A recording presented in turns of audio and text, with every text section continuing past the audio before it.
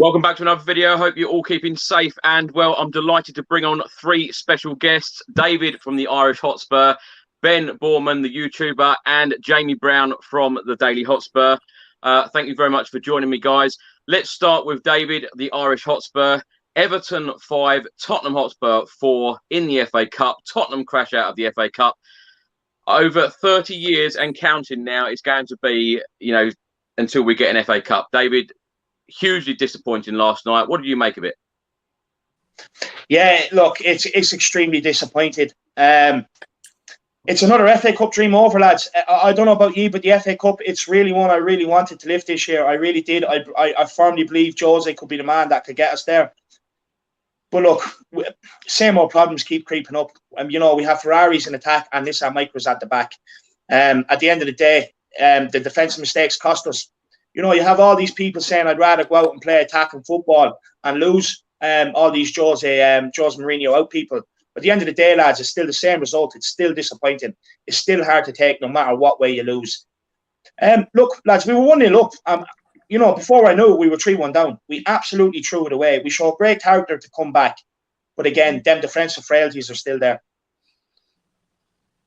Ben, welcome to the channel. I can't believe that it's been all this time and we've never ever spoke. So welcome to the channel. Thanks for coming on. Ben, what did you make of the game last night? I couldn't believe 1-0 up. We get the early goal. Playing very well, it must be said. We had plenty of chances to make it 2-0. You're thinking, okay, the goal's coming. Then literally that spell, you're thinking the game's out of our reach. And then it's just like every time we seem to claw our way back up, it's like we just lose our grip and fall back down again. It just begging belief. I mean, even in extra time, you're thinking, okay, just sit out, the chance will come, and then shoot ourselves in the foot again. Very, very, very painful because I felt this was the year we could have won it, the FA Cup, and I just feel it's a massive chance we've missed. Yeah. Ben, when the team lineup come out, how did you feel about it? Because of course Harry Kane was on the bench. Heung-min Son was up there. We had a lot of attacking players in the team. What did you make of the team when it came out?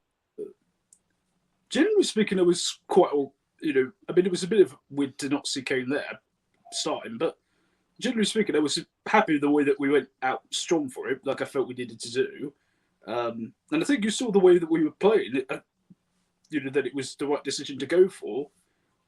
But clearly, as has been pointed out, the defensive lapses cost us. We'll definitely come on to that. Jamie, what did you make of the game? I was gutted, the same as the other guys. I really felt this was a year to go strong in the FA Cup. I felt as though Jose Mourinho was the guy to kind of take us all the way. One thing I was really pleased with yesterday was the setup. It was really positive. We obviously started really strongly, but again, as the guys said, it was just kind of the defensive lapses in concentration. Just the frailties really showed yesterday, and it was very, very disappointing that kind of a good start was really unravelled very quickly, and then the confidence just wasn't there in the defence. So I was really, really disappointed that we obviously lost that game. It was gutting. I was really hoping to do well, as I said, in that competition, and yeah, that obviously we wait to have to see how we now go and set up. Obviously, yesterday I was so pleased with the setup in terms of looking to go forward and playing to our strengths. But yeah, it's difficult to know where it goes from here because it's another change of system and another time when it hasn't worked. So very frustrating. Jamie, when you and I spoke a week or so ago, and of course our league form was dreadful, losing against Liverpool, Brighton and Chelsea. You yourself said, we've got to forget about the league now and concentrate on the cups. Of course, Tottenham are now out of the FA Cup. We're now pinning all of our hopes on winning the League Cup against Manchester City in April, and of course the Europa League that we're hoping that we can get into the final of. Yeah, it's really, really disappointing. Obviously, in the league, it's difficult to know where we go from here. I think there's a number of teams that are quite a lot stronger than us at the moment, and it's difficult to see how we get into the top four. I mean, the trophies. I'm desperate to win the Europa League as well. I think that's a competition we can do well in. So yeah, we're obviously got a lot of all our eggs in one basket, or two baskets now, really, with the Europa League and the Carabao Cup. So it's going to be difficult. It's going to be very difficult. David, coming back to you. Now, Tottenham did start the game very, very well. Even in the first minute, Eric Lamela could have scored. Davinson Sanchez eventually put Tottenham 1-0 up after just 3 minutes. Son had a shot from range in the 13th minute. Son then had another chance in the 26th minute. After 26 minutes of that game, Tottenham had 4 attempts on goal. Front foot attacking football. That's what it's all about, isn't it? Yeah, look, I'm all for that way as long as we win. But honestly, I take any sort of football, any sort of tactic just to get over the line and get a trophy. But don't get me wrong, after the last few weeks, it was a nice breather to see us actually go out there and go for the game, go for the kill, and show that we actually do have the attacking quality in the team. But look, you know, when you have that the defence behind you, Chris, and you're not putting away some of the chances we should have put away before Everton even got back into the game, this is the result of it. The disappointment that we're sitting here after a loss, this is the result of it, because we just do not have the defenders to go out and play that way every week. And to be honest with you, out of this game, I'm more concerned about having to play the extra time, because we've City on Saturday. Now, we're only 4 points off top 4 with a game in hand. You know what I mean? So, like, Champions League football and top 4 is still not out of the question yet. As poor as we've been on lately, it's still not out of the question. We can still go for it. I think extra time is going to be a killer going into that game now, especially with the form City are on, and especially with the form their attack is on. But back onto this game. Look, you know, we always sit here saying that opposition keepers have great games. But, like, we also have to question some of our finishing as well. Like, we create more than enough chances to be putting games beyond doubt. Like, even against, like, going back to Fulham, Wolves and games like that, like Palace. Before they even got back into the game, we should have had them killed off. So, for me, I think we need to improve on our finishing, being honest, because if we had a lot of chances, even in extra time, Kane had a chance and he kind of slipped when he went to hit it. Like, we take them chances, we get that goal, we're 5-4 up, Everton are coming back. It's the demoralising goal. So for me, I as good as we are going forward, we need to take more chances. Ben, coming back to you, in the 36th minute, Calvert-Lewin, powerful shot, went straight through Lloris for 1-1. 2 minutes later, Richarlison scored. Good strike from him. 42nd minute, Pierre-Emile Højbjerg, our rock in midfield, gave away a penalty, 3-1. In 7 minutes, 26 seconds, we were then 3-1 down. You know, that spell of the 7.5 minutes, conceding 3 goals. What on earth happened to us? Comedy of errors. The first goal, we lose the ball. Then the cross comes in from Calvert-Lewin into Calvert-Lewin. I'm sorry, Hugo, but the header was right at him. Like, it just palmed it into the roof of the net. And the second goal, we just don't seem to challenge Richarlison at all. We just let him have the space to shoot a goal. And then I do feel a bit for Højbjerg on the third one, because I don't feel it was completely accidental, the trip. And I don't want to go too far, but I don't know how that wasn't at least looked at. But yeah, it just completely shifted the game away from us, and we were chasing it for the rest of the night. And it was, if you look at a period where we lost the game, it was that. Yeah. Ben, when you look at the starting 11 or even the back 4, Ben Davies, Toby Alderweireld, Davinson Sanchez and Matt Doherty, does that fill you with confidence, you know, going into these games? Have we got enough quality there to be winning these sorts of games? The only one who does is Toby, in my view, as a starter. Davies is a decent player, but he's a backup, in my opinion. Doherty, I think it's really not worked out for him since he's arrived. Sanchez can either be brilliant or absolute awful. And to be fair, he was very good from a set piece perspective. He obviously got 2 of our goals last night. So, but again, he always instills that fear in you that something can go wrong at any time, and that's not what you need, especially not what your defenders need alongside you, because they have to cover for you. So, you know, it's just constantly, if nothing else, it just weighs you down mentally, because you're always preparing for something to go wrong. Jamie, what did you make of Jose Mourinho's starting 11 against Everton? I think attacking-wise, I was actually quite pleased with it. I was really hoping to see Harry Kane in the lineup. For me, that game was more important than the game on the weekend. As I said, I think the aim this year has to be to win a trophy, so we had to start Kane. So I was a little bit disappointed, but I felt as though with the attack that we had, of course, Moura and Lamela pressing against West Brom, I felt as though they deserved to come into the side. So I was fairly pleased. Obviously, we were missing Reguilon, so we had to have Davies come into the side, missing Aurier, so Doherty had to come into the side. So the defence, yeah, that was obviously, that did concern me for sure. I think the big thing at the moment is that Jose Mourinho just doesn't seem to know his best back four, and that's very worrying because each week we're seeing changes all the time, and that doesn't fill them with confidence at all. And that's why I think we're seeing, again, so many mistakes, because it's a defence. We've got a group of players there in terms of the defenders who just have no confidence at all. And I think what he needs to do is he needs to pick a back four that he's most happy with and stick with it, so that they can start to build partnerships. They can start to build some sort of confidence, because I think chopping and changing every single week, yes, of course, they're going to still make mistakes. We know that at the moment. We just have to accept that. But I think what he's got to do is he's got to pick a back four that he's most happy with and stick with it. As I said, build confidence and build partnerships. So that's something that I want to see going forward in the coming weeks, just to pick a consistent back four. What is the best back line? Yeah, go on, David. Basically, on the back four, like when we were on a good period and we were towards top of the league, we had a stable back four of Aurier at right back, Reguilon at left back, and Alderweireld and Dyer at centre back. Now, Aurier's been in and out of the squad with injury. Reguilon is being out injured. So I don't think it's a case of Jose not picking a consistent back four. I think it's a case of he actually can't at the minute with some of the injuries we have suffered over the last while. Okay, at centre back now, you know, we haven't really had too many injuries there. I agree with you on that point that he does need to pick a stable centre back pairing. But like at the same time, these players have made a lot of mistakes. No matter who comes in, they're making a lot of mistakes and they've cost us games. Like, you know, he ran with Dyer. Dyer was doing so well, and all of a sudden he just fell off completely. And people were calling for him to be dropped.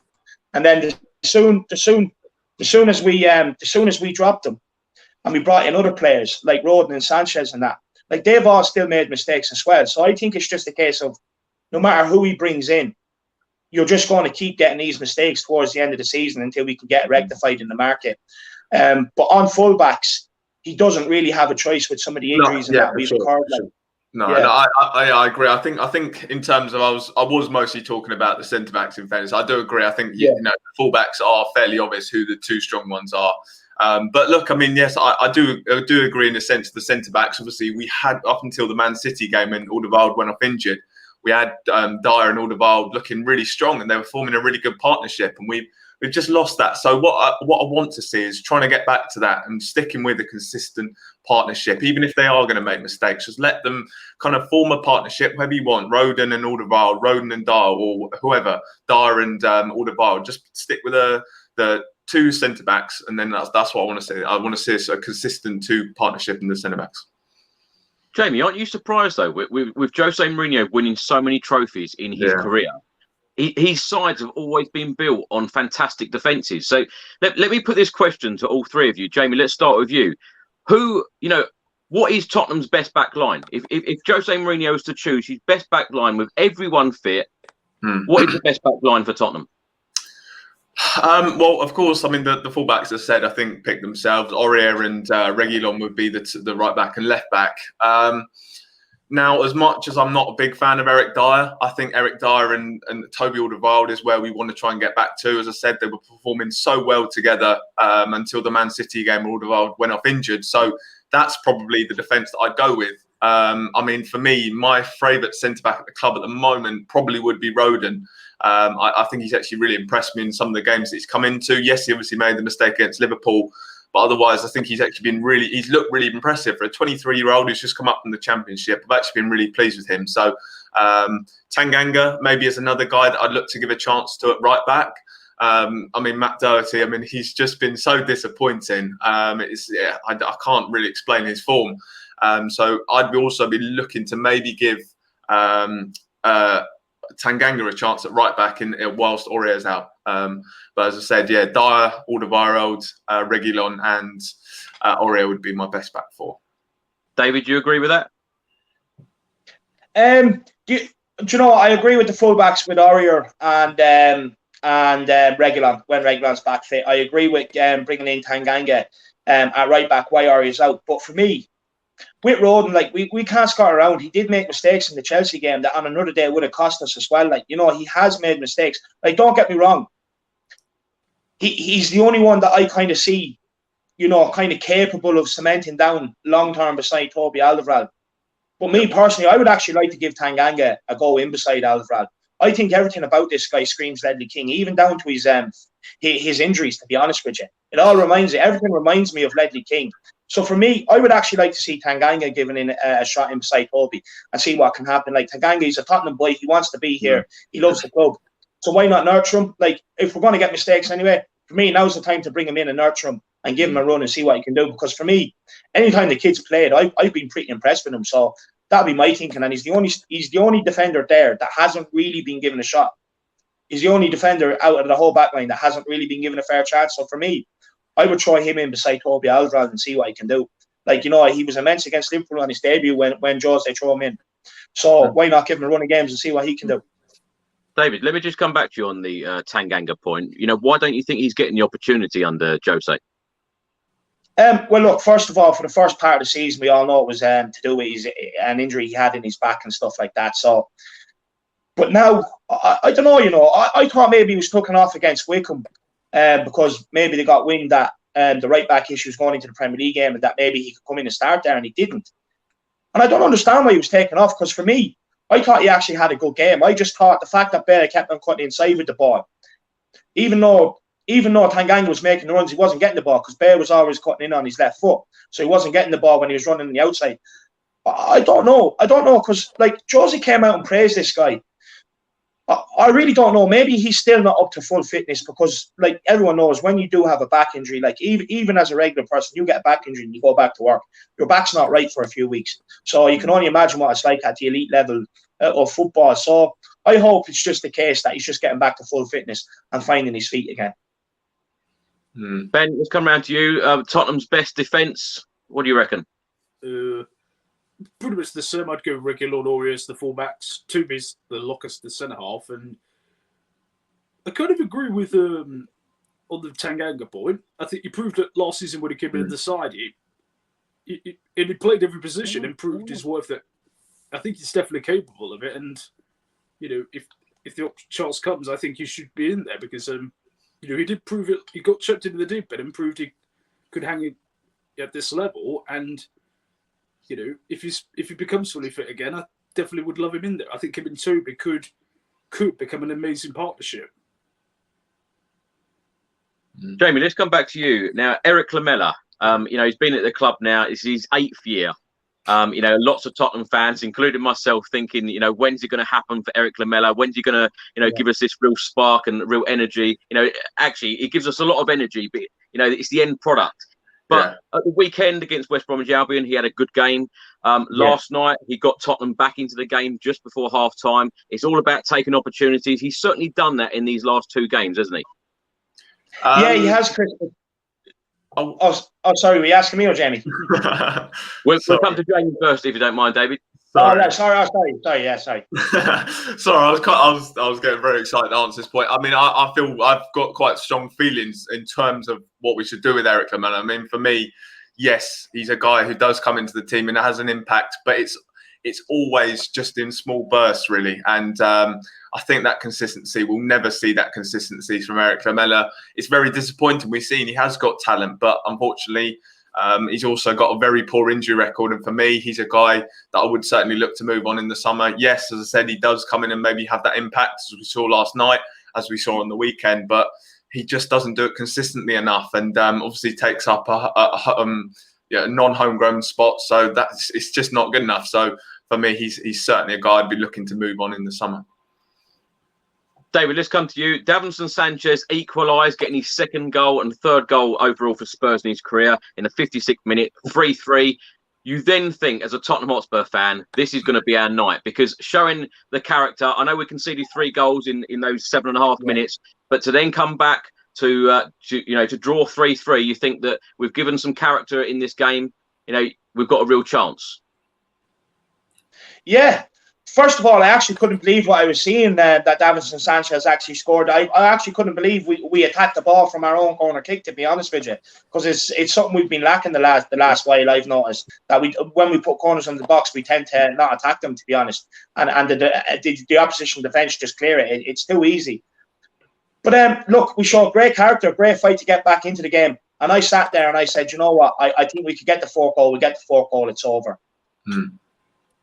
And, you know, look, this the same old things just crept in. We went behind again. We showed great character to come back again. But, you know, Ben was right when what he was saying earlier on. As soon as Everton went 3-1 up, it kind of killed the game. Like, you know, I think the main question was at half-time when we went in 3-2 down is how much do the players want this?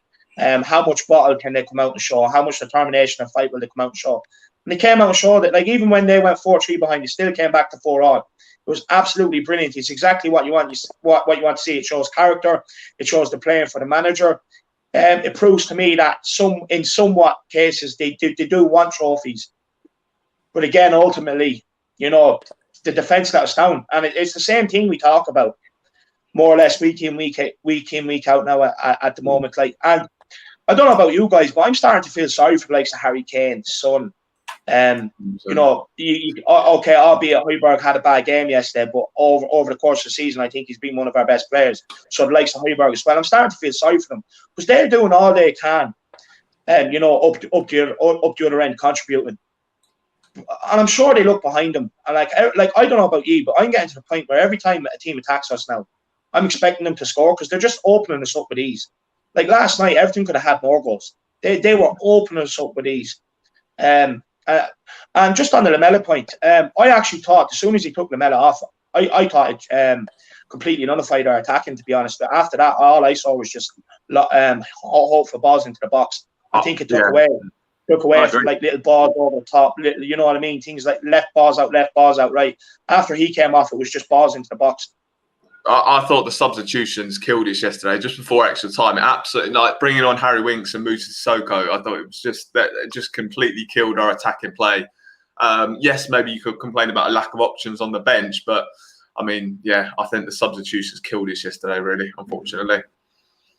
Ben, let's come back to you. Now, Richarlison scored again, putting Everton 4-3 up. Harry Kane, you know, you think he's rescued us again, you know, 4-4 in the 83rd minute when the game is going in extra time. How were you feeling by this point? Were you feeling confident that Tottenham were going to get through to the quarterfinals? Yeah, as we got the fourth in, you've got 30 minutes, you've got, okay, obviously there's going to be tired legs out there, the chances are going to be there. And we did create one when Lamela fed it to Kane, and you just think, okay, play as we were doing, and the goal will come. And yet again, another mistake let us down. I mean, first Winks loses the ball in the midfield, then doesn't track back. Nobody picks up Bernard, and Sigurdsson just chips in behind the whole of the defence, and he lashes it home. It was just like I mean, but that last one just felt like a massive punch in the gut feeling. Like it just seemed to drain all the life out of us, I think, and that's just never recovered from it. Ben, Jamie mentioned the substitutes there. Of course, Harry Winks coming on, Tanguy Ndombele going off, Sissoko and Vinicius on, and Lamela and Doherty off. What did you make of Jose Mourinho's substitutions in that extra time period? I couldn't understand Ndombele going off. I couldn't. It just provides that extra bit of strength in the midfield, and more importantly, the way he keeps hold of the ball as well. This is not me trying to just put the blame solely on Winks, obviously, because that was only contributed to 1 goal out of 5. But he's been battered today, though, hasn't he? On social media, Harry Winks has been absolutely battered. Yeah. I can understand the frustration of it, but even so, I think the substitutions in general, I think we completely lost our shape in extra time, and just, as I said, it just seemed to kill our momentum. Jamie, let's come back to you now. 29 shots for Tottenham in that game, 12 on target. Now, we talk about low block, Jose Mourinho style, but this was very different. We saw at the weekend we beat West Bromwich Albion, by playing some nice attacking football, back to the Tottenham way. And of course, last night against Everton, exactly the same. Why are we making so many mistakes? Because like David rightly pointed out there, and I said this last night as well, that if I was Harry Kane or Heung-min Son walking into that dressing room after the game, wouldn't you be questioning your defenders? Wouldn't you be, wouldn't you be saying to some of your teammates, "What on earth are you doing?" Yeah, for sure. I mean, it was so disappointing. I mean, our attacking play I thought was really pleasing yesterday. Aside from maybe we could have taken some of our more chances, I felt as though we really should have run away with the game early on. We started flying out. I just feel as though it is confidence, and again, it comes down to maybe a lack of partnerships. I just feel as though there was that real need. Firstly, there is definitely a need to go into the transfer market to buy a central defender. We are certainly missing a leader in that back line. Countless times this season we've conceded goals where the back line just kind of, there's no one organising them. There's no one organising the line, and that's something we're certainly very much missing, a real top central defender. But again, I think it also comes down to partnerships. That's something that, as I said, really needs to be settled. And then confidence. I just think at the moment the confidence is incredibly low. The defence is obviously, it's been shocking over recent weeks. So I think that's a really big issue at the moment. And Jose Mourinho's got to find a way of trying to rebuild the confidence in this side, because at the moment it's incredibly low. And we saw that's why we're making big errors yesterday. So that's something that's very disappointing and just really quite alarming how low our confidence is at the moment. David, Jamie mentions confidence there, and Hugo Lloris said it after the Liverpool, Brighton and Chelsea defeats, that the confidence is very low amongst the players. How does Jose Mourinho get that confidence back into the players? To be honest with you, Chris, I actually think it starts with themselves. It starts with accountability. Look, I don't know about you, but when I've looked around after the mistakes, after goals, you see them all blaming each other. No one's standing there saying, okay, putting their hand up, that was my fault. Whereas I noticed when Højbjerg made that mistake yesterday, he took ownership of it. He took ownership. He was disappointed with himself. He was cussing himself out, but he was the first one to turn around and apologise to his teammates. The defenders just don't do that. For me, I don't really want to call him out because it's harsh, but for me, I actually think Hugo is a part of this, because I watch Alisson and Ederson from Liverpool and City. Now, when the balls are played over the top, they come out and close down the angle. They make themselves big and close down the angle. Hugo was rooted to his goal line last night and gave them 3/4 of the goal to shoot in. And all they had to do was put their laces through it. Like, for me, he needs to come out, be big and close down the angle. So he doesn't really help them out as well. In terms of how do you get them confident? Look, for me, they're full-grown men. Do you know what I mean? Mourinho can only do so much. For me, people question what Mourinho says in the press after the game. Especially about the defence and that. But if he comes out and berates them and calls them out individually, he's going to get slaughtered for it. And it's not going to help their confidence. So for me, behind closed scenes, he just needs to give them a pat on the back. For me, we've seen we can attack. For me, on the training pitch, what you do is you just put the defenders under pressure every day. You get balls into the box. You play 5v5s, whatever. You know what I mean? And you get the defenders taking over, comfortable, learning how to defend again, getting confidence in their own ability. That's how I go about it. But at the end of the day, it does have to start with the players. Well, first of all, they have to take ownership, realise that they are the ones making the mistake, and then they can start. Once you realise that you're making the mistakes, then you can realise why you've made the mistake. Once you realise why you've made the mistake, you can learn from it and not let it happen again. So for me, it starts with these first. These are full-grown men. They're not kids. Ben, we hear a lot of people say about, some of the players may not be playing for Jose Mourinho. Perhaps he's lost the dressing room of some of the players. Jose Mourinho come out after the game and said, when you score 4 goals, you have to win. Many years ago when Arsenal beat Spurs, Jose Mourinho said, when Spurs, he said 5-4 is a hockey score, not a football score. Criticising, that score. And Jose Mourinho is actually breaking some records, all for the wrong reasons, because he's never lost 3 league games in a row ever in his career. He's done that. He's never lost back-to-back home games in his career. He's done that at Spurs. Yeah. And for the first time ever in 981 games in his managerial career, as his side scored and conceded at least 4 goals in a game. He must be super frustrated. Oh, yeah, absolutely. And he's absolutely right. When you score 4, you fully expect to win a game. It's just unforgivable that we kept getting them back in, and again, errors and errors kept costing us. And I know we can't say, well, probably what he wants to say in public, because he'll get slaughtered for it. But it is the defensive lapses, and this doesn't just go back to Mourinho. This goes back to so many managers before who, time and again when we're in good positions in games, it's not. Well, sometimes it is that we get outplayed, but too many times it's like individual errors that you just seem to come out of nowhere that cost us. It's happened so often. It does beg the question. What can you do at a certain point? Like, you can only coach a player so far. You can't turn anything into a diamond. It's got to come down to the player. No matter who the coach is.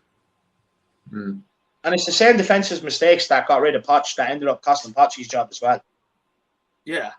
It was more common for the last year or so when Poch was there, David. Yeah, you're right. It just seemed to become more and more of a repetitive thing, and I do feel a bit for Hugo because he's been excellent most of the season, but he was at fault for at least two of the goals last night. The first one and probably the fourth, I'd say. The thing is, Ben, a lot of fans can say, well, it's okay. In the summer, we'll go out and buy X, Y, and Z defenders, bring some defenders in and spend the money. Let the board and Daniel Levy spend the cash. But from now until the end of the season, we need results. And it's a board requirement that Tottenham finish in that top 4 place. Yeah. And of course, all of us want a trophy. All the Spurs fans want a trophy. I don't see what it does for the Tottenham board by Tottenham winning an FA Cup or a League Cup, although we want it. The board requirement is a top 4 finish. So how does Jose Mourinho get that top 4 finish with this squad at the moment? I'm honestly not sure. I genuinely think his only chance is to try and win the Europa League. I think that's, if we're looking to get to the Champions League next season, I think that's the best chance that we're going to get, because we're going to need to go on one hell of a run to the end of the season to, and also for the results to go our way as well. And, obviously considering who we've got coming up at the weekend, and two, I think the Europa League's our best shot. Jamie, after the game, Jose Mourinho also said the way we played, we should win comfortably, attacking football and defensive mistakes. He must just be so frustrated with this defence. How does he improve this defence at the moment? Yeah, it's very, very difficult to know. I mean, as I said to you, it was really pleasing how we were attacking wise yesterday. I don't know. It's very difficult to know how he's going to fix this defence. I mean, again, it just comes back down to, I think in terms of the quality, it isn't quite there. We definitely need to. That's definitely a position that we need to go and strengthen. I think that's the one area in the squad what I would first look to address in the summer. But again, I mean, I keep saying it, but it is about partnerships for me. It's, pick the players pick the 2 centre backs that you're going to stick with them and try and form some sort of partnership until the end of the season. I think that's our best shot.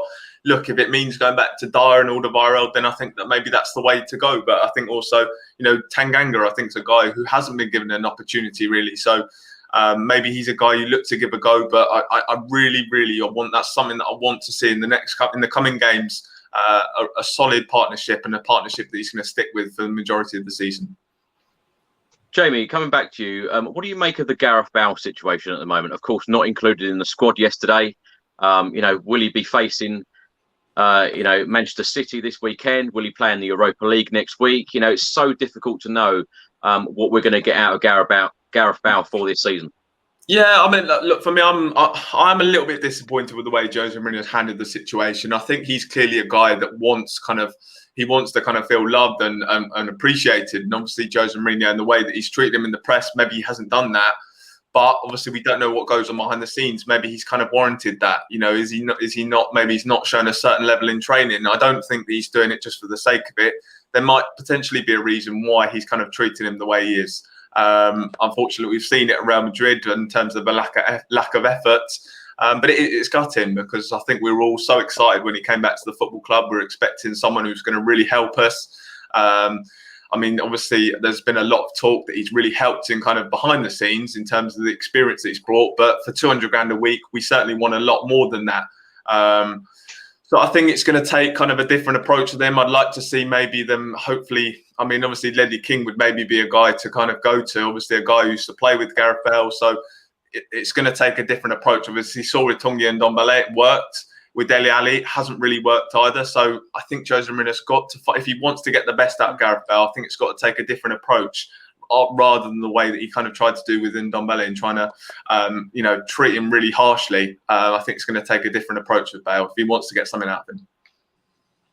David, Jamie mentioned Dele Alli there. Of course, he come off the sub bench last night against Everton. Do you see Dele Alli getting much game time in the next couple of matches?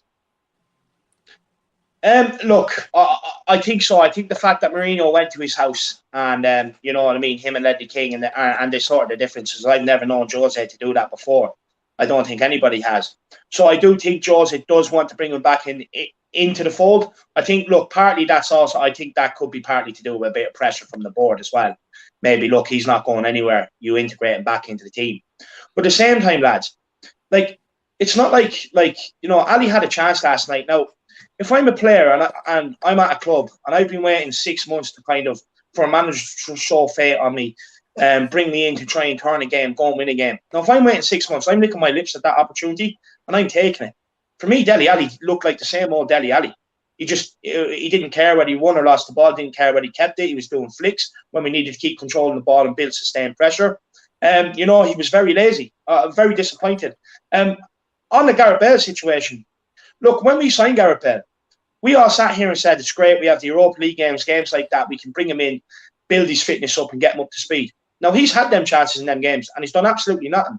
So, like, we can't expect Jose Mourinho to pick a player that hasn't performed, especially against minnow teams that realistically he should be destroying. You know what I mean? So you have to question the player's desire to play football as well. He lost that desire and that passion at Real Madrid and wanted to be on the PGA Tour, not the Premier, not football.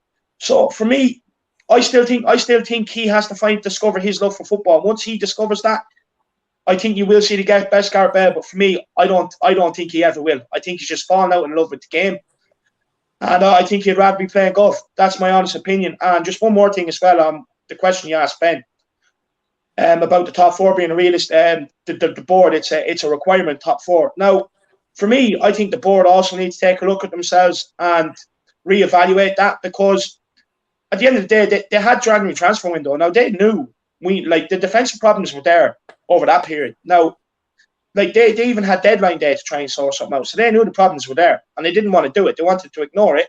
Let all the fans discuss Jose in, Jose out, and do their job for them, not discuss transfers. And so for me, they're going to have to accept these defensive mistakes as well. They're the ones that recruit these players and bring them to the club. So they're going to have to accept that they're not good enough and give Jose until the summer, accept what's going to happen between now and then give him what he needs in the summer. And then hopefully he can deliver something, because it's proven. He's gone to other clubs. You give Jose what he wants, you get trophies. Not only do you get one of the domestic cups, you usually get a league title or a Champions League as well. Dave, there's an awful lot of points there to cover. Now, what does Jose Mourinho need? What does Jose Mourinho need? Because, do you buy a whole new defence? What do you do? No, for me, it's simple. Look, for me, you could get rid of Davinson Sanchez in the summer. There will always be someone to take him. You can also sell fight. You can generate cash that way. You go and buy him a centre half. You pair him with Toby, and you try and get one more season out of Toby. For me, you sell either Doherty or Aurier. You go and buy another right back. Left back, we have Sessegnon coming back and Reguilon. You can sell Ben Davies. That generates cash. And also, Sessegnon will help with the English quota. Going into midfield, for me, you can now sell on Winks. I've been a person I've never thought Winks was good enough for Tottenham. You know what I mean? He doesn't track back. He doesn't tackle. He's not creative enough on the ball, and he loses a lot of possession. He's just not good enough to play centre midfield. So for me, you can sell him. You bring Ollie Skip back in, who's having a tremendous season at Norwich, and then you go and buy another centre midfielder. And for me, that there will be enough to give you a good shot at the title and a lot of other cups. Ben, let's come round to you. Now, when Tottenham were top of the league, we spent 5 weeks at the top of the Premier League. Everything looked rosy, in all the cup competitions as well. Some of these games were playing low block, boring football, but getting over the line, typical Jose Mourinho style, getting those results. And then, of course, earlier on in the season, beating the likes of Manchester United 6-1, playing super attacking football. Jose Mourinho has said many times he was happy with the squad that he's got and happy with the transfer window. And lots of Tottenham fans, were saying, that we could win the Premier League. Lots of pundits, lots of previous players coming out saying that we could win the Premier League. What's gone wrong? What does Jose Mourinho need now? And what can we hope for this season? I think it started going wrong the Crystal Palace game, to be honest. I think considering that goal kind of... Then you had the difficult one losing Liverpool, Leicester, drawing against Wolves. I think that kind of, in terms of form, that's kind of where it began to fall off. I think the problem is we don't have I think our initial 11 is very good. It's just beyond that. I think when players are injured, I don't think we have that. Like a Man City who can just interchange, players at will, and it doesn't affect how good the team is. We haven't got that yet. So I think from that point of view, there is a lot of that need to go in the summer. And I think Mourinho should basically say, look, if you want me to deliver you something huge, as David said, like a league title, this is what I'm going to need to do. And you've either got to back me or you've got to let me go. Because that's the deal you get with Jose Mourinho. You've either got to back him all the way or there's no point having him being here. Well, we heard, Ben, from previous manager Mauricio Pochettino saying that it needs, Tottenham need a rebuild. Do the board see it like that? Because are they expecting Jose Mourinho still to deliver that top 4 place? Because, in fairness to Mauricio Pochettino, even without signing a player for 518 days, he's still got us that top 4 football. I think Champions League. Yeah, I think that it's a combination of the connection Pochettino had with the players. They all bought into him, believed and trusted him. I think that put together with how we had 2-3 years where we were arguably they all our players hit the peaks of their careers. Kane, Dele, Son, Dembele, Wanyama, Alderweireld, they're all at the peaks at the same time. That's the reason we were doing so well. 16, 17, 17, 18. And I think that coupled together with the incredible run of the Champions League final, I think created them. They would over-deliver it in a sense, and I think maybe that's the reason that Pochettino didn't get the backing that arguably could have and should have had. So, and I think Poch is the kind of manager who is happy to work with what he's got and improve it. Not so Mourinho can't or doesn't want to, but Mourinho is the kind of man who will assess something and think, okay, this needs to be improved, and we need to buy them. And then I think that just with Levy, I think that that sort of personality clash, if you will, I just don't see how that's going to go. Sorry, Chris. Can I just add to that quickly? As well, I don't hear anybody talking about this, but we have to remember as well that over that period, you had a Liverpool City League where they were, but after that, Chelsea were in a rebuild. Arsenal were falling. Man United were in a rebuild. They're nowhere near. Since then, they've all reinvested and realised that they need to invest in the playing squad to push on to be able to get up to the top. Now, okay, granted, Poch got us there. There was a lot of teams that make up the traditional top 6 that were in free fall and in the rebuild. So that's partly why. Yeah, but now you're seeing, since they've all rebuilded, we haven't kicked on. We're going through the cycle now that United went through, Chelsea went through, Arsenal are going through. That's the cycle we're now hitting. And the reason why is because the likes of United have pushed on with investment. Liverpool are still up there. City are still up there. You know what I mean? Chelsea have spent a lot of money on players, and they will make a go for top 4 eventually by the end of the season. You know what I mean? Leicester, they also invest wisely. They're also up there now. So I think that has a big part to do with it as well. Yeah, Ben, I want to come back. Ben, I want to come back to you and talk about the Jose Mourinho this season, because fair enough, we're in a League Cup final. If we lose that against Manchester City in April and we do not reach the final or win the Europa League in May, and Jose Mourinho does not get that top 4 place, then what? Well, I don't know, because look, you're not going to get the likes of Brendan Rodgers from Leicester. He's not coming out there. You're not going to get the likes of Nagelsmann. No. So I don't know what other options are out there. Yeah, it's a tricky. I mean, thankfully the League Cup finals in April, so luckily by then, hopefully because if it was when it's meant to be at the end of February, I dread to think what would happen. But I do. If that happens, I don't see Mourinho being here next season. I can definitely see somebody coming. I don't know who it would be. I mean, there's a lot of talk from people that maybe Julian Nagelsmann, the Leipzig bosses.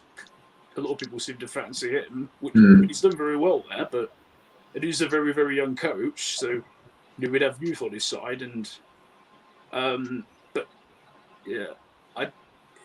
I would say if Mourinho doesn't deliver a cup, I think he'd be gone. Jamie, what are your thoughts on that? Because, of course, Jose Mourinho, we've said many times between us, the amount of times that Jose Mourinho gets you over that line in cup finals, of course, against Spurs as well. Yeah, I mean, that's kind of as soon as he arrived at the club, I think that was the first thing I thought. I think now was going to be the time that trophy drought would end.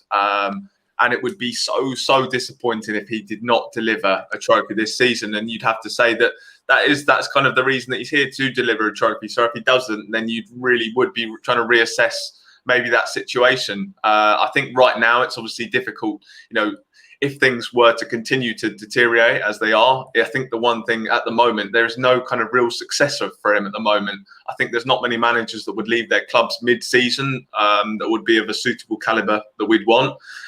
So that's obviously a difficulty. But for me, if he wasn't to deliver a trophy this season and not the top four, then for me, I'd certainly be looking at other options for sure. Jamie, of course, the league form, was absolutely dreadful up to that West Bromwich Albion game. And, of course, we played some super attacking football in that match. Lots of people could say, it's only West Bromwich Albion. They've got the worst defensive record in the Premier League. And then, of course, scoring 4 last night against Everton. That defeat last night against Everton, when you score 4 goals away from home, you can't blame Jose Mourinho for that, can you? No, not in a way. I mean, look, I still feel as though, yes, there is a lack of quality in the defence, but you still feel as though we should not be shipping 4 goals. And I don't think you should just be looking at it in terms of the defence. I think there's some of the blame does have to go on the manager as well and the coaching staff. It is not good enough. I mean, look, Hugo Lloris is still a very good goalkeeper. Alderweireld should be a fantastic central defender. So there is still some decent quality in there. And it was very, very disappointing to go and concede 5 yesterday. So I think that there has to be some blame pinned on the manager. But I think, individual errors, that's something you really can't kind of account for. Even before the game, you can have all these game plans lined up, preparing all week. But if you're going to make individual errors during the game, then it's very hard to account for that. So I think there is a lot of blame that has to go on the players. But I think Mourinho has to take a bit of flack, and his coaching staff have to take a bit of flack as well. Because it was just simply not good enough to go and concede 5 in one game. David, realistically, where do you see Tottenham finishing at the end of this season in the Premier League? Because at the moment, Liverpool are sat in 4th place. We've got a game in hand over them. We're 4 points behind them. We've got Manchester City next. West Ham in the Premier League after that. 2 very difficult games, based on, Manchester City are being league leaders at the moment and West Ham are ahead of us, playing some good football, getting some good results. But realistically, where do you see Tottenham finishing at the end of this season based on what you've seen so far? Based on what I've seen so far, I see us getting top 4, Chris. I do. I just see Mourinho getting things right at the back, and I can see us pushing on. I really do. I also believe we will win a trophy. I don't want to sit here and say we don't have a chance, because I really do believe we do. At the end of the day, Tottenham Hotspur, on our day, we can beat anybody. We all know that. But on our day, we can also lose to anybody. It's been shown throughout the course of the season. Just to touch on Jamie's point, look, a lot of people are saying that the coaching staff need to take a look at themselves. What are they doing? Mourinho needs to take a look at himself. We have to remember, we built the system around protecting that back 4, and that's why we were playing that defensive ways, because the whole system was built around protecting that back 4 because they were not good enough. And fans started, even when we were top of the league, fans were moaning and crying, oh, we don't want to play this way. This is boring, this, that, and the other, even when you're top of the league. So for me, he's tried building a system to help the defence. So that is the coaching staff and the manager trying something. Fans didn't want it. Fans were getting upset. Okay, you can argue the players kind of maybe were getting a bit bored of it as well. But again, who do they think they are if they haven't won anything? Surely you trust the manager who's won everything. And then, you know what I mean? So he's come out, he's given the fans what they want. Let's go and attack. And it's still been shown that even though we can attack, we're still going to get blown apart because the defenders are not good, individually good enough. When you play attacking football, you have to rely on your defenders a lot more individually. And it's just not good enough. So I do think that Joe's and the coaching staff are trying. I just think it's come to a point where we've accumulated so many defenders with mistakes. Because let's face it, even under Pochettino, Aurier always made mistakes. Do you know what I mean? Sanchez always made mistakes. Ben Davies always made mistakes. And granted, they're getting worse now. But at the same time, they were still over there. I think we just have an accumulation of defenders who, because we bought cheap enough compared to what we could have got in, when you buy cheap, you're going to get these lapses in concentration and you're going to get these lapses in mistakes. It's as simple as that. And for me, I just think we've accumulated too many defenders with errors in them. David, what means more to back you? to question, top four. What means more to you, though, David? The style of football or the result? What means most to me, Trophy, Chris, is getting over the line and getting trophies. I don't care how we do it at this point. I've sat here I'm a Spurs fan now for 28 years. I've sat here, I've watched us go for games. I've sat here, watched us through some of the worst times with some bad managers. But at the end of the day, we've always been attacking. But what has it won us? One League Cup. One League Cup in my lifetime, it's won us. You know what I mean? Since Enoch, over the last 20 years, it's won us. Our last League Cup was 2008. And like every Spurs fan talks about wanting to win trophies, but then wants to hide from the problems as well. They want to throw a manager under the bus who's the most decorated manager we've ever had at our club, and they want him to take the fall for it. Like, how can you sit here talking about wanting to win trophies when you want the most decorated manager ever, to take the fall for it? For me, Chris, I just want trophies at this club. I don't care how we get them now. I've watched us play great football. It's still won us nothing. I've watched us play attacking football. I've watched us play, for the first half of the season, defensive football under Mourinho. Granted, it's got us to a final. It got us to the top of the league. The wheels fell off. But I don't care how we play now. I just want to be up there with the big boys. And I want to win trophies. That's what I don't care how we do it. Ben, let's come to you. Do you think that Jose Mourinho will be under pressure, sometime soon? Because if we don't get results against Manchester City and West Ham, and then it looks like that top four place is going to be some distance away. That's why Mauricio Pochettino ended up getting the sack, because the board felt that we couldn't get that top four place. So, at what point does Jose Mourinho start to become under pressure? I think if the form continues, it's going to be very soon. I think if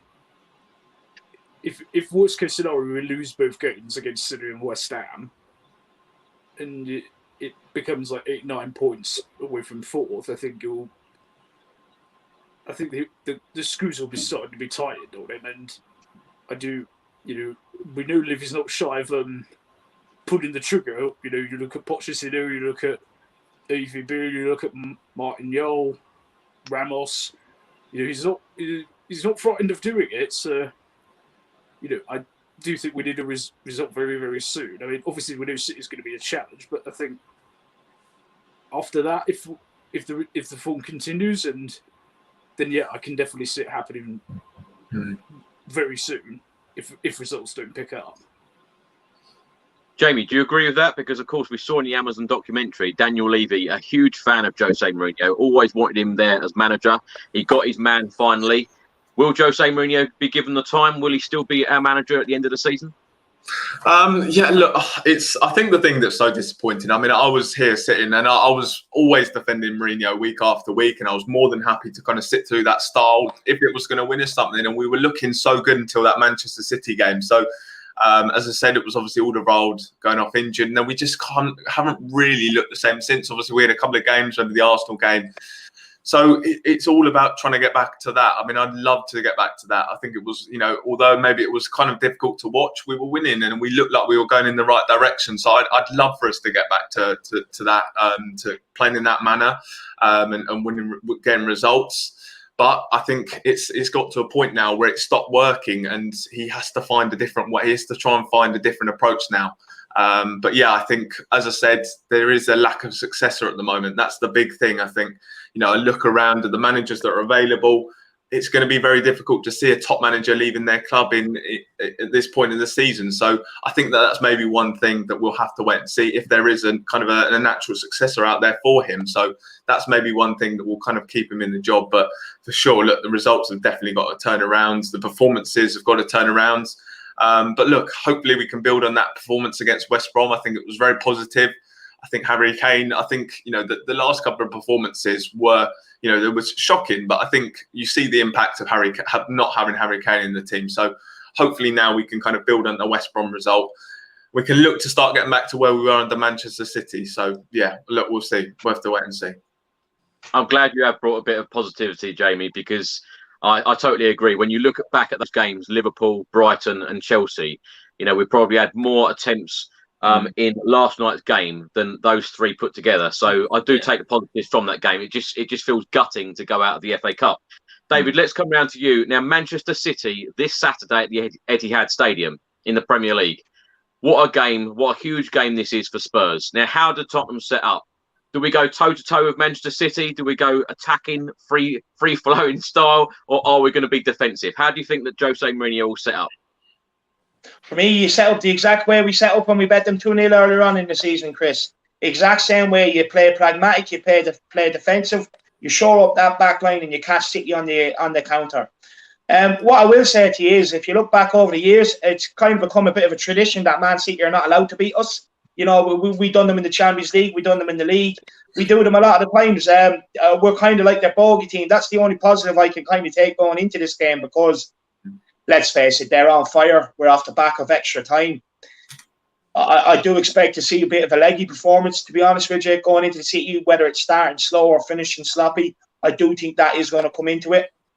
I do believe as soon as we get our chances, we need to take them. But as we know, Sonny loves scoring against City. So hopefully we can unleash Sonny over the top of them, expose the back line and get in and nick a goal or two and come out with the 3 points. One thing I would say is definitely don't write us off. Don't write off Mourinho on his tactics.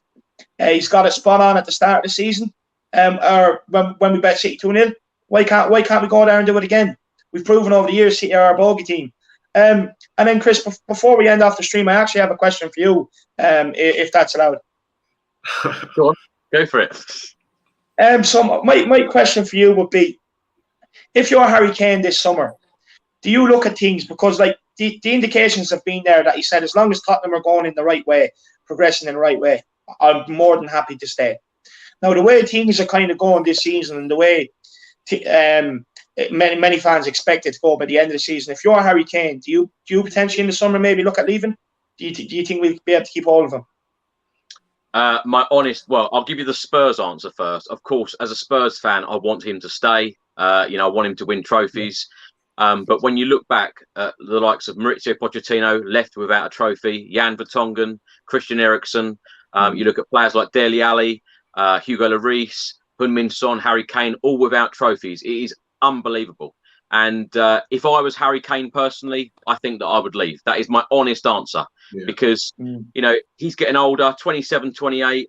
You want to win trophies in your career. And if you don't think that the club is going in the right direction, I, as a Tottenham fan, thought that this is going to be the season that we were going to win a trophy. Yeah. And I'll be absolutely devastated at the end of May if Tottenham are trophyless yet again, because 13 very, very long years. Of course, the last trophy that we won, the League Cup back in 2008. I can't believe when I say on these videos, 1991 since the last time we won the FA Cup, 84 since our last European trophy, and 60 years, 1961 since our last league, championship. It's just unbelievable. Tottenham need trophies, and the likes of Harry Kane, they need to be winning. And that is why, Jamie and I have had this conversation many times. That's why someone like Jose Mourinho has surely been brought in to get us over that line. You saw in the Amazon documentary that he brought Harry Kane into his office and said, I'm going to make you into a star. The team's going to be all around you.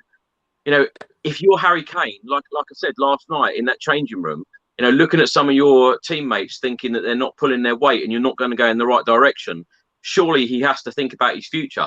Personal accolades, now 209 goals, really closing in on Jimmy Greaves' record. That will certainly be in his mind. But trophies have to be the thing in your football career. They have to be. Yeah. Yeah, I fully agree. And for me, I believe it's either this summer or never for Harry Kane, because like you mentioned, alluded to with his injuries, as he gets older, them ankle injuries, they are going to get worse, and it is going to hamper his performances. So for me, I think it's either this summer he leaves or he won't get the opportunity, because after that, it's going to be a big risk for the club to kind of come in and pay the money that we will demand for Harry Kane with his injury record. So for me, it's this summer or never. Do you think anyone would pay that sort of money this summer? Obviously, of course, factoring in that it's COVID. This has kind of been a COVID season as well. Are there going to be clubs that are going to be able to afford Harry Kane? I mean, again, he's 27 years old. He's going to turn 28 this year. He's obviously got a very poor injury record.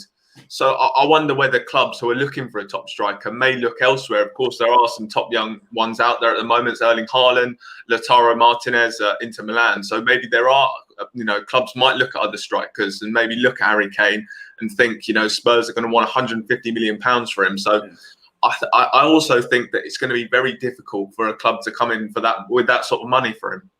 There's one club. On the terms of COVID, like, we have to remember, it's only been about a year and a half since the clubs haven't really earned that much money. Like, don't get me wrong, they're still getting paid TV revenue and all. But like, you're talking in terms of like making money on match day and tickets and stuff. It's only been a year and a half. These clubs have been making money at that for 100 years.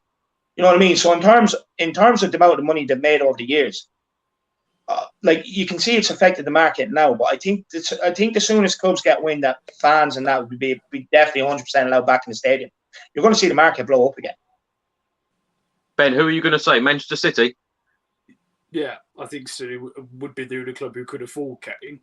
Yeah, I think it's because realistically, this summer City probably need a replacement for Aguero. Yeah, it would either be Kane or Haaland, and one of the two will go there. So obviously, I've got everything crossed that he doesn't. But I think David pointed out, I think if it's this summer or nothing, and he's got to make the decision himself. I think we can, the fans, we can love him as much as we want. I'm sure the club does, but ultimately it's down to him. Ben, let's put the same question to you. If you were Harry Kane, what keeps you at the club next season? Winning the League Cup, winning the Europa League, finishing in the top four. What keeps you at Spurs next season?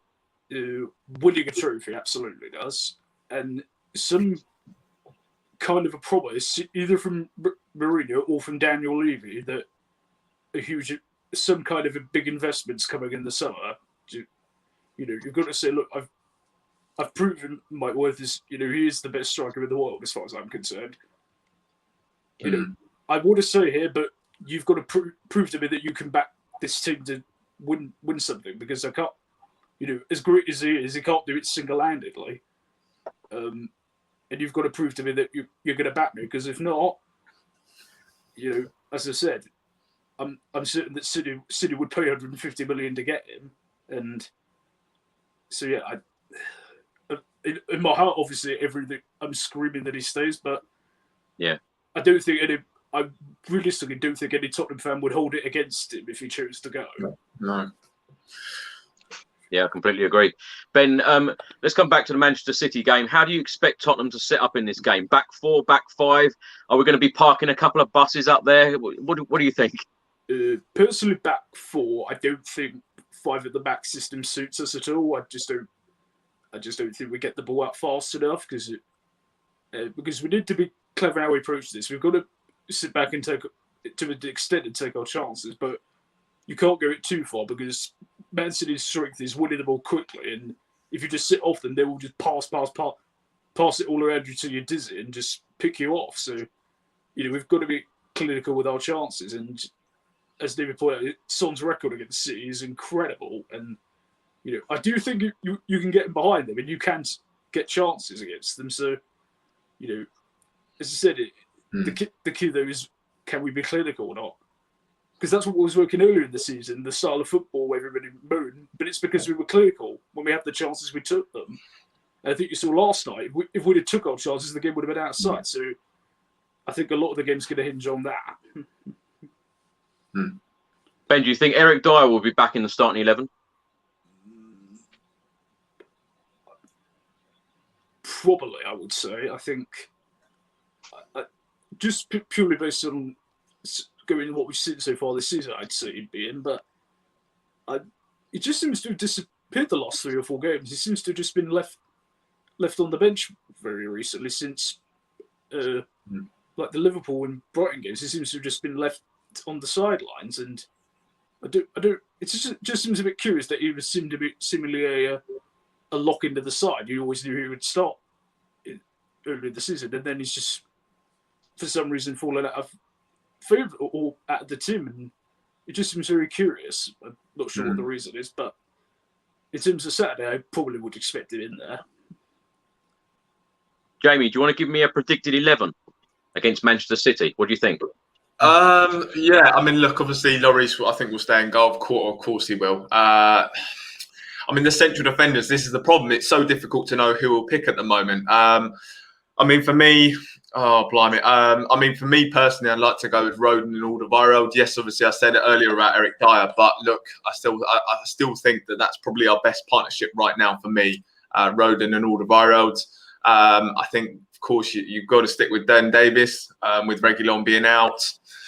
I'd go with Japhet Tanganga as the right back. Doherty, very disappointing. I mean, hopefully Aurier might be back. I'm not quite too sure what the latest update with Aurier is, but if not, I'd like to see Tanganga come into the team. Been really pleased with kind of the midfield partnership of Ndombele and Højbjerg. I think they've worked really well together. And then, blimey, and then the attackers. I mean, obviously, Kane, Son, I think they're going to be key on the weekend, as the guys said. I think we've got to be so clinical, and we've got to hope that those two really take their opportunities, because I'm sure, chances are going to be few and far between on the weekends.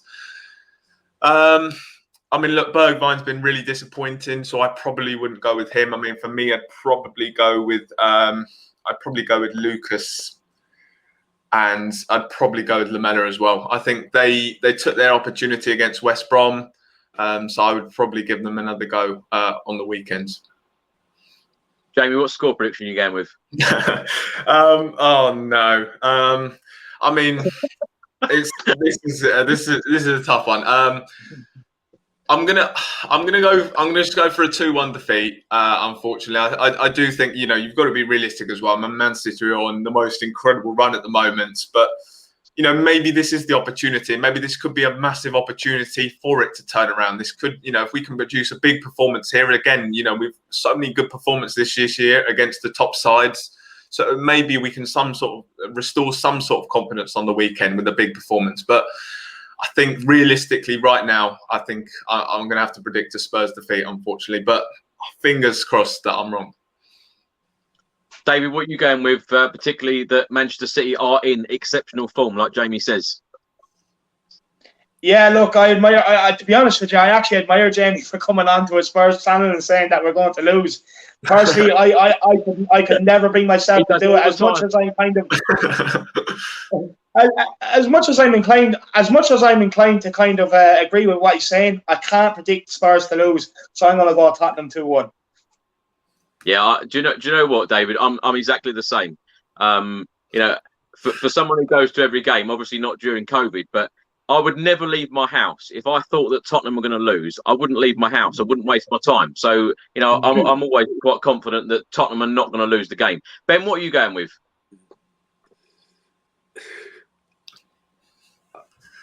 I'm going to go, fingers crossed we can nick a 2-2 draw. Take that.